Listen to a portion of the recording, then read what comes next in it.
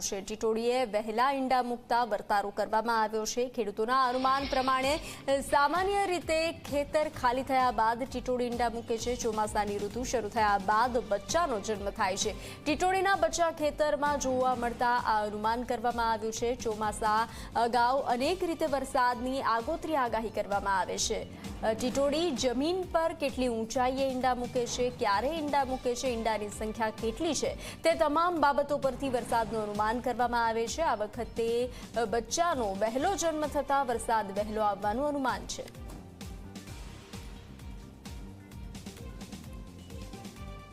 મહેસાણા વિસ્તારમાં ખેતરની અંદર ટીટોડીએ ઈંડા નહીં પરંતુ બચ્ચા જોવા મળ્યા।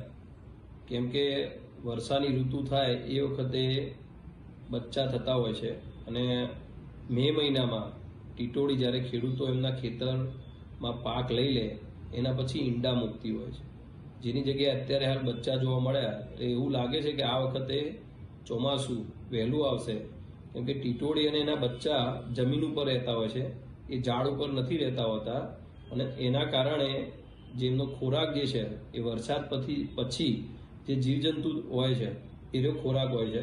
તો આ વખતે કુતૂહલ દેખાયું ખેડૂતોને પણ કે આ વખતે ઈંડા વહેલા આવ્યા, એ ટીટોડીના અને બચ્ચા પણ વહેલા થયા, તો 100% ચોમાસું વહેલું આવશે।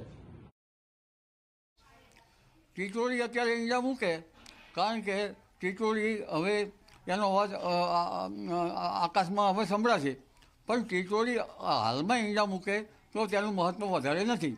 ટીટોડી જો જરા ઊંચા ઈંડા મૂકે તો વરસાદ વધારે થાય। જો તળાવ ખાલી તળાવ હોય ને ત્યાં ઈંડા મૂકે અથવા નીચે ઈંડા મૂકે તો વરસાદ ઓછો થાય।